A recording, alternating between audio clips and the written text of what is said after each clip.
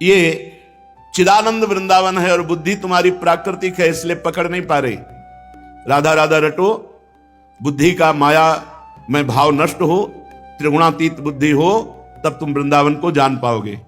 फिर इस श्लोक में कह रहे अथवा किमिदम चित्रम शंखा पीतो ही भाति पित्त दृशा।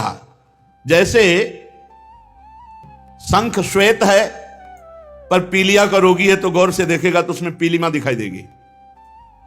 पहले में पित्त का उदाहरण दिया स्वाद के लिए, दूसरा दृष्टि का उदाहरण दिया कि आपकी दृष्टि दोष दर्शन करती है, इसलिए चिदानंद वृंदावन भी जो महान निष्कलंक उज्जवल प्रेम रस प्रदान करने वाला है, वहां भी तुम पापी देखते हो, दोष दर्शन करते हो, वहां भी तुम निंदा करते हो, घृणा करते हो, इसलिए तुम्हारी दृष्टि पीलिया जैसे दोष से युक्त हो गई है कि उज्जवल प्रेम रस प्रदान करने वाला वृंदावन, जिसमें लाडली की कृपा के बिना कोई नहीं रह सकता, वहां तुम आकर के भी दोष दर्शन कर रहे हो। वृंदारण्य गुणान रसेन गणयिष्यामोऽथ बालम धिंमामेव मसत् प्रलापिन महा संभावयेत् कोन्वदम यन्मीयेत समस्तमेव कथमप्यंभो महांभो निधे कुंभे नेदमतीव हास्य विषयो विश्वंभरा मंडले। आनंद धाम वृंदावन आपको आने का अवसर दिया, मेरी महारानी जी की अपार कृपा। अब आप वृंदावन के गुणों का श्रवण कथन न करके प्रपंच की यहां वार्ता निंदा करोगे तो ये बकवास करने वाली जीभ तुम्हारी दुर्गति कर देगी। ये धाम है, मौन रहो। यहां जितने घंटे, जितने दिन, जितने महीने, जितना समय व्यतीत करो मौन में व्यतीत करो। या रसेन गणेश श्यामोथ, श्री प्रिया प्रीतम की वार्ता करो, भगवद वार्ता करो, नाम कीर्तन करो, भक्तों के चरित्रों के विषय में वार्ता करो। ये असत बकवास यदि यहां किया तो अपनी दुर्गति का मार्ग पुष्ट कर रहे हो। वाणी से बहुत अपराध बनते हैं, वाणी को बहुत शासन में रखना चाहिए। हंसी मजाक में भी यहां अपराध बन सकता है, वैष्णव जन है। धिक्कार है उस जिह्वा को जो वृंदावन में बकवास करती है। प्रिया प्रीतम की चर्चा, भगवत चर्चा, नाम कीर्तन, भक्त चरित्र कथन, यही वाणी की सार्थकता है।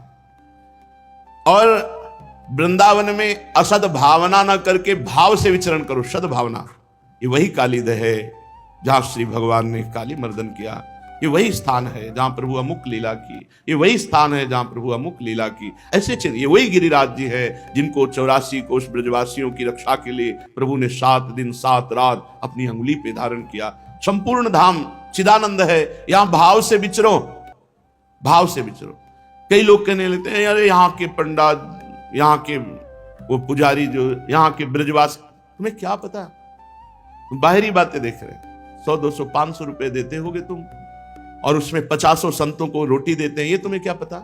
तुम्हारा पैसा जहां नहीं लग सकता था, बीतराग परमहंस भगवत अनुराग में डूबे हुए भिक्षुक जन जाते हैं, राधे श्याम बोलते हैं, एक एक रोटी देते हैं। इन ब्रजवासियों की कोई खेती नहीं है, इन ब्रजवासियों की कोई ऐसे कोई है थोड़ा धनी तो एक मुकुट की दुकान रखे, कितना मुकुट बिक्री हो जाएगा। छोटी छोटी दुकानें रखे हुए हैं और जो दुकान से अपना जीवन पोषण कर रहे हैं। कोई ऐसा है 4 लोगों को दर्शन करा के जीवन, तुम उन पर दोष दर्शन करते हो। ठाकुर जी की सेवा में रात दिन है, 200-400 रुपए जो मिले वो परिवार का पोषण हो रहा है। ठाकुर जी की सेवा, दोष दर्शन जरूरी है करना। लाखों लोग बेईमानी करके जी रहे हैं, बेईमानी से जी रहे हैं। और ये ब्रजवासी जन 100 200 500 तुमसे ले लिए और 4 जगह दर्शन कराए तो क्या होता है आजकल 500 में, अपने परिवार का पोषण कर रहे हैं। दोष दर्शन नहीं, दोष दर्शन बिल्कुल मत करो। अगर यहां कोई किसी भी तरह की तुम्हारे शारीरिक कष्ट की घटना घट जाती है तो भी दोष दर्शन मत करो। बहुत बड़ा प्रारब्ध छोटे में लाडली जी के धाम ने निपटा दिया, ऐसे भाव सोचते हैं। तो सद्भावना से विचरण करो यहां धाम में, यहां असद भावना क्यों करो। देखो ये यहाँ के ऐसे लोग, यहाँ के बंदर ऐसे, यहाँ के, आप सावधान रहो। गर्व से आओगे चश्मा लगा के बाबूजी बन के तो उतार देंगे चश्मा तुम्हारा। हाँ, बड़े धनी बनते हो, लाओ इधर उधर की चीज लें, सीधे बढ़िया वाली फ्रूटी, तो कहेंगे ले चश्मा अपना ले जा। अभी भगवत पार्षद हैं, ब्रजवासियों के घर का माखन खाए हुए हैं ये ठाकुर जी के संग, और ये बहुत राम जी के साथ बहुत लड़ाई लड़े हैं तो कृष्ण जी के साथ माखन खाने को मिला। ये भगवत पार्षद है। अगर छोटी मोटी कोई बात कर देते हैं तो आप उनकी निंदा, उनको दंड देने की बात मत सोचो। ये भगवान के पार्षद हैं, अलग अलग स्वभाव से वो तुम्हारा मंगल कर रहे हैं। पर्स ले ली, हमने तो देखा है, ऊपर चढ़ गए, वहां से एक एक निकाल के फाड़ के फेंक रहे, ऐसे ऐसे फाड़ के फेंक। वो भगवान के पार्षद है, सबकी पर्स थोड़ी ले लेते हैं, नहीं। अब कुछ भी घटना घट जाए, हम कह रहे हैं भावना से रहो, असद भावना में मत जाओ। बढ़िया हुआ जो भगवान करते हैं, बढ़िया किए। कोई बड़ा मंगल था, थोड़े रुपए में कट गया। बड़ा मंगल था, मोबाइल चला गया। बड़ा मंगल था, थोड़ी चोट लग गई। बड़ी कृपा हुई, धाम आने पर अगर कोई घटना घटती तो बहुत बड़ी बात छोटे में निपट गई। अगर शरीर पूरा हो जाता है तो बड़े बड़े भजनानंदी यही मांगते हैं कि हमारा धाम में शरीर पूरा हो जाए। हम लोग ललचा रहे हैं कि कहीं कोई ऐसी परिस्थिति ना आ जाए कि प्रारब्ध बाहर ढकेल दे, यहीं मरना हो। रजरानी में राधा राधा राधा और शरीर पूरा हो जाए। कितने ऐसे भाग्यशाली हैं जिनको ऐसा लाभ मिल रहा है। रोज सुबह खड़े होकर राधे श्याम श्री हरिवंश करते थे, कल उनका शरीर पूरा हो। बड़ा लालच लगता है जब किसी का शरीर पूरा होता है ना, यार इसको जो लाभ मिला वही हमको मिलना चाहिए। अंतिम पता नहीं क्या हो जाए, कोई भरोसा नहीं। इतनी पीड़ा, इतनी बोले ले चलो अमुक जगह ले चलो। हमें सबसे प्रार्थना करनी है कि कभी वृंदावन वासी को तुम बाहर मत ले जाना। रिश्तेदार हो, नातेदार हो, शिष्य हो, कोई भी हो, बाहर मत ले। ज्यादा प्यार दिखाओगे तो फिर नरक का रास्ता हो जाएगा। अरे वो जीवन भर वृंदावन की बाट जो रहे थे, अंतिम समय आया बाट जो होते प्रिया जो से मिलने, बोले ले चलो बंबई। अरे भाई, जो कछु लिखा लीलार दुख सुख देह संग, भुगते गो जहां जाए गो, या सिद्धांत अभंग। यह सिद्धांत अभंग तजत क्यों धीरज प्राणी, वृंदावन परिहरे प्रिया प्रीतम रजधानी। प्रिया प्रीतम के महल को छोड़कर कहां। सबसे प्रार्थना है अपने रिश्तेदार, नातेदार, भाई बंधु, परिवार जो भी हो, अगर वृंदावन का वास स्वीकार किए तो उन्हें किसी भी परिस्थिति में बाहर मत ले जाना। यही उनकी सेवा करना, यही दवा दिला देना, यही उनको खवाओ पियाओ। अगर एक परिवार के सदस्य का शरीर यहां पूरा होता है तो आपने बहुत बड़ी यज्ञ कर ली, बहुत बड़ा पुण्य कमा लिया, जो पुण्य आपको नरक से बचा देगा, दुर्गति से बचा देगा। इसीलिए यहां सद्भावना से विचरण करो। जैसे समुद्र का जल घड़े में नहीं भरा जा सकता, ऐसे वृंदावन की अपार महिमा ये बुद्धि वर्णन नहीं कर सकती। जगत की बुद्धि वृंदावन में आकर भी जागतिक भाव करती है तो हंसी का पात्र बनती, ना कि वृंदावन वही हंसी का पात्र बनता है। पुमर्थाः पंचैव भ्रमणमिहि त्रिष्वक् विद्धते, सदानंदे वृंदावनगत जनैरात्म कलने। इह स्थानाम त्वेतत् परम कृपया प्रोन्मद महा, रसौघो श्री राधा पद युग जुषाम क्वापि न दृशि। चार पुरुषार्थ हैं, पंचम पुरुषार्थ है प्रेम। धर्म, अर्थ, काम, मोक्ष, प्रेम। पुमार्था पंचैव भ्रमणमिहि त्रिष्वक् विद्धते। आहा, जो यहां वृंदावन वास करता है, वृंदावन की गलियों में राधा राधा उच्चारण करते हुए डोलता है। पांच पुरुषार्थ में जो चाहे मिल जाएगा, धर्म, अर्थ, काम, मोक्ष, प्रेम। किंतु सुजान वही है, सुजान विवेकवान, बहुत चतुर, प्रवीण, वही सुजान है जो प्रेम मद उन्माद प्रकट करने वाली श्री राधा किशोरी के चरणारविंद की सेवा के सिवा और ना चाहे। बोले यहां सुजान प्रवीण कौन है? जो प्रेमोन्माद प्रकट करने वाली श्री किशोरी जी के चरणारविंद की दासता से युक्त हृदय वाला, उस परम कृपा पात्र की दृष्टि इन पांचों पुरुषार्थों में नहीं जाती। धर्म, अर्थ, काम, मोक्ष, प्रेम नहीं जाती। वो केवल प्रियाजू के चरणारविंद की दासता, प्रियालाल की सेवा। सेवा में जो सुख है वो बहुत पवित्र हृदय, निष्काम हृदय, इच्छा रहित हृदय जानता है। अपनी वासनाओं की पूर्ति करने वाला, अपनी इच्छाओं को भोगने वाला, वो सेवा सुख को नहीं जानता है। वैसे थोड़ा सा स्वाद कभी सेवा सुख का लेना हो तो देखना, कभी ऐसा अवसर मिले, कोई मल से युक्त वृद्ध पड़ा हो, उसकी कभी सफाई करके नए वस्त्र धारण करा करके उसको औषधि फिर देखो आपके हृदय में कैसा होता है।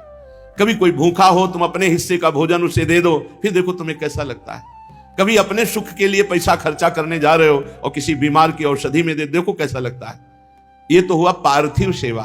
चिदानंद प्रिया प्रीतम की तत्सुख भाव की सेवा में जो सुख है वो मोक्ष में भी नहीं है।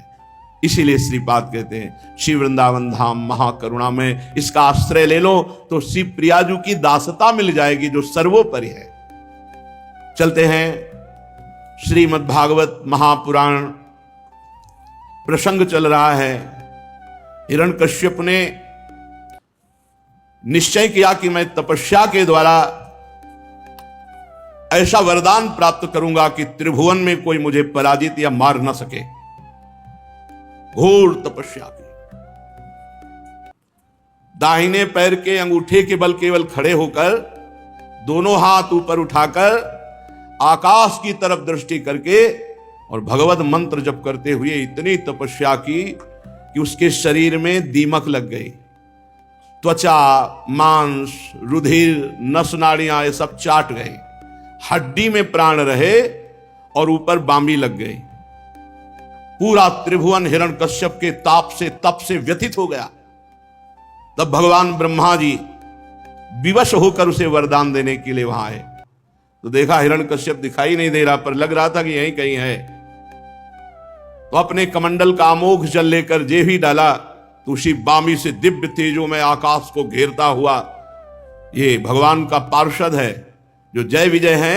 यही हिरणाक्ष और हिरण्यकश्यप के रूप में, रावण कुंभकर्ण के रूप में, शिशुपाल दंतवक्र के रूप में 3 जन्म का शाप था सनक सनंदन सनातन सनत कुमार के द्वारा उसे पूर्ण कर रहे। विशाल का हिरण्यकश्यप देखा, हंस पर विराजमान ब्रह्मा जी को प्रणाम किया। ब्रह्मा जी ने कहा बेटा ऐसी तपस्या तुमने की कि कोई ऋषि मुनि ना तो कर पाया है और ना कर पाएगा जैसे तुमने तपस्या की। इसलिए जो वरदान मांगो मैं तुम्हें वरदान वही दूंगा जो मांगोगे। हिरण्यकश्यप ने कहा अमर कर दो, अजर अमर। कहा अजर तो कर सकता हूं, तुम्हें अमर नहीं कर सकता, और वरदान मांग लो। ठीक है तो मुझे वरदान दीजिए कि तुम्हारी रची हुई सृष्टि में किसी से ना मरूं। यदि दास्यस्यभिमतान वरान में वरदोत्तम भूतेभ्यस्त्वद सृष्टिभ्यो मृत्युर्मा भून मम प्रभो।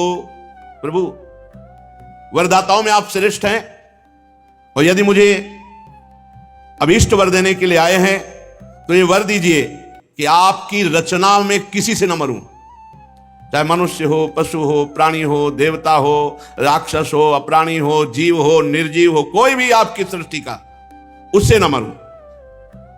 एवं अस्तु। प्रभु अभी और है, नांतर बहिर्दिवा नक्तमन्यस्य मादपि चायुधै ना भूमौ नांबरे मृत्युर ना नरैर न मृगैरपि।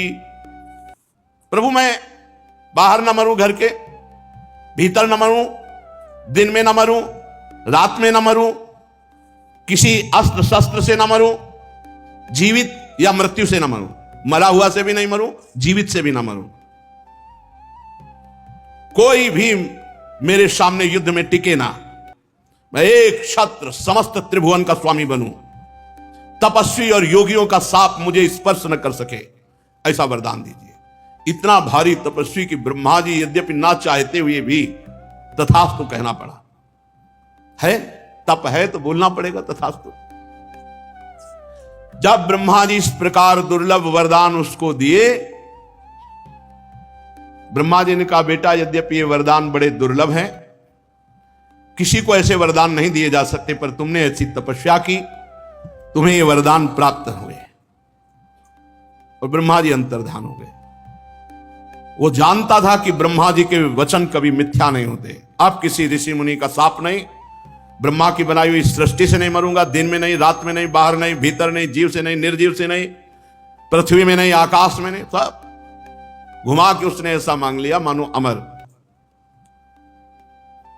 अब जे भी ब्रह्मा जी गए ते उठाया त्रिशूल और उसको भगवान श्री हरि की याद आई, ये दुश्मन हमारे भाई हिरणाक्ष का वध करने वाला है, अब मैं इसका गला काटूंगा और इसके खून से तर्पण करूंगा अपने भाई को। उस अविवेकी हिरण्यकश्यप को पता नहीं कि भगवान का श्रीअंग चिदानंद है, किसी अस्त्र से काटा नहीं जा सकता, और रक्त मांस आदि धातु ये मनुष्य शरीर में होती, चिदानंद में नहीं। अब तो वो अपने साथियों को लेकर के तीनों लोकों की विजय की। देवता, असुर, नरपति, गंधर्व, गरुण, सर्प, सिद्ध, चारण, विद्याधर, ऋषि, पितर, मनु, यक्ष, राक्षस, पिशाचराज, प्रेत, भूतपति, सबको जीत लिया हिरण्यकश्यप ने। विश्व विजयी त्रैलोक्यपति दहाड़ मारता हिरण्यकश्यप, कोई जोड़ नहीं। अब वो नंदन आदि जो देव उद्यान है सबको अपने अधिकार में करके देवताओं को खदेड़ दिया और स्वर्ग में रहने लगा। विश्वकर्मा के द्वारा बड़ा विचित्र बनाया हुआ देवराज इंद्र का भवन, त्रिभुवनपति का भवन छीन लिया और त्रिभुवनपति बनकर के हिरण्यकश्यप विराजमान हुआ। तीनों लोकों का सौंदर्य इंद्र भवन में विराजमान है। ऐसी मूंगे की सीढ़ियां, पन्ने के गर्च, स्फटिक मणि की दीवारें, वैदूर्य मणि के खंभे और माणिक की कुर्सियां, दूध फेन के समान शैयाएं, स्वर्ग की अप्सराएं, सब हिरण्यकश्यप की सेवा में। त्रिभुवनपति महेंद्र देवराज के महल में महाबली महामनस्वी हिरण्यकश्यप त्रिभुवन को जीत करके अपने अधीन करके अप्सराओं से विहार करने लगा। उसका शासन इतना कठोर था, कोई भी देव, दानव, मानव, यक्ष, नाग उसकी आज्ञा के विपरीत नहीं। अब तो उत्कट गंध वाली मदिरा पीता और मतवाला होकर के जैसा आदेश करता वैसा त्रिभुवन को पालन करना पड़ता। केवल तीन उसके अंदर में नहीं थे, भगवान ब्रह्मा, भगवान हरि और महादेव, बका पूरा त्रिभुवन उसके अधीन था। जब पुरुषार्थ से इंद्रासन पर बैठ गया तो विश्वावसु, तुम्बूर, गंधर्व, सिद्ध, ऋषिगण, विद्याधर ये स्तुतियां करती और अप्सराएं सामने नृत्य करती। युधिष्ठिर किसी भी देवता को कोई आहुति नहीं दे सकता था उसके राज्य में, सब देवता क्षीण होने लगे। कोई वर्णाश्रम धर्म का पालन नहीं कर सकता, कठोर नियम। उसने पहले ही आदेश दे रखा था, जिनको यह समझ में आता हो कि सनातन को नष्ट कर देंगे तो पहले आकाश को नष्ट करके दिखावे। आकाश है सनातन, वायु है सनातन, पृथ्वी है सनातन, समुद्र है सनातन, जल है सनातन, अग्नि है सनातन, हरि है सनातन, कैसे जानेंगे ये? हिरण्यकश्यप को भी भ्रम हो गया कि सनातन को नष्ट कर देंगे, मिटा देंगे। इतना भय नदियां खाती थी कि जो चाहता वो नदियों में प्रवाहित होता। कोई सुरा बहा रही है, मदिरा, कोई घृत, कोई इक्षुरस, कोई दधी, कोई दुग्ध, कोई मीठा शरबत, कोई रत्न की राशियां तरंगों से उछाल करके किनारे हिरण्यकश्यप के शासन में। अकेला ही समस्त लोकपालों के गुण धारण कर रहा था। जैसे लोकपाल वरुण, लोकपाल अग्निदेव, लोकपाल वायुदेव, वायु और लोकपाल यम, सबके गुण अपने में अकेले धारण करता, इतना महान तपस्वी। पर कुछ भी वो था तो इंद्रियों का दासी। कितना भी बड़ा बलवान हो, गुलाम तो मन और इंद्रियों का ही था। अब ईश्वर से मतवाला होकर शास्त्र की मर्यादा का उल्लंघन करते हुए मदिरा पीकर घमंड से जब घूमता तो थर थर कांपती पूरी सृष्टि। उसका कठोर शासन लोकपाल घबरा गए, कहीं किसी को ठौर नहीं तो सब लोकपाल आदि भगवान को पुकारा। सबके रक्षा करने वाले भगवान श्री हरि हैं। सबने हाथ जोड़ा और कहा, जहां भी हो सर्वात्मा जगदीश्वर भगवान श्री हरि, वो हमारी प्रार्थना सुने हैं, हम उनके निवास स्थान को और उनको नमस्कार करते हैं। सबने खाना पीना छोड़ दिया है, सब केवल आपको पुकार रहे हैं। प्रभु आप ही रक्षा कर सकते हो। नहीं, ये हिरण्यकश्यप पूरी सृष्टि को अपने अधीन करके मनमानी आचरण कर रहा है।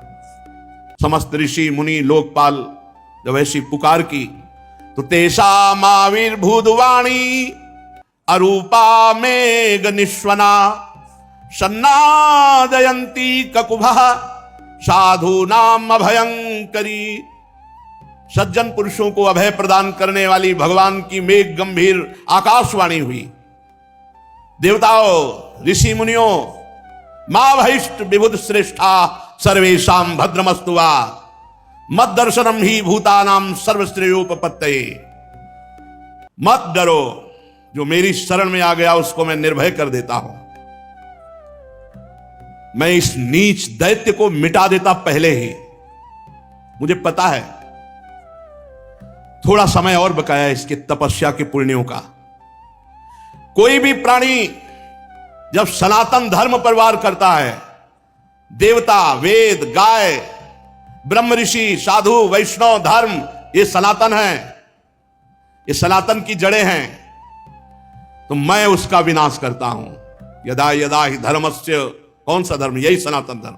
यदा यदा ही धर्मस्य ग्लानिर्भवत भारत अभ्युत्थानम अधर्मस्य तदात्मानं सृजाम्यहम् परित्राणाय साधूनां विनाशाय च दुष्कृतां धर्म संस्थापनार्थाय संभवामि युगे युगे।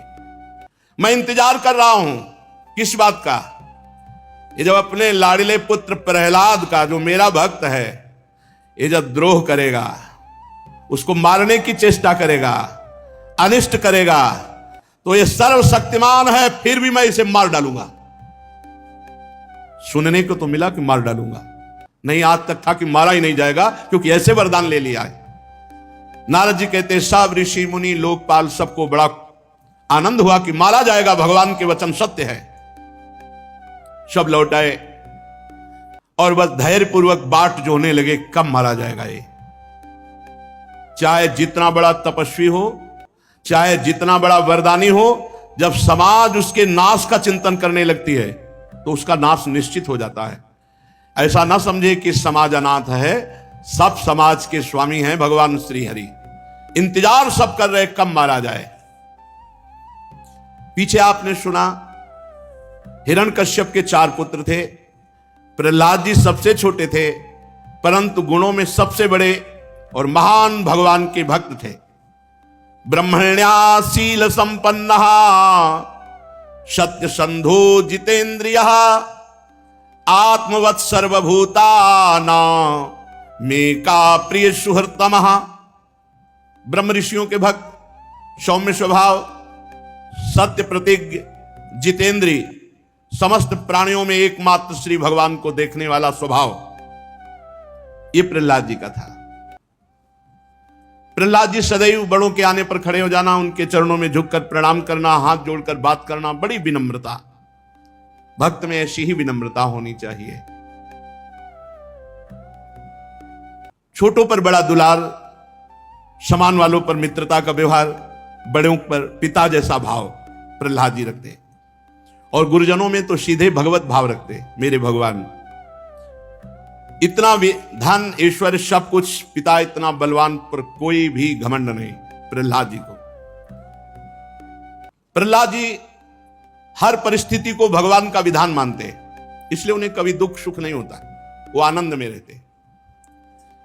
लोक परलोक किसी की कोई परवाह नहीं, एकमात्र भगवान के चिंतन में चित्त डूबा हुआ।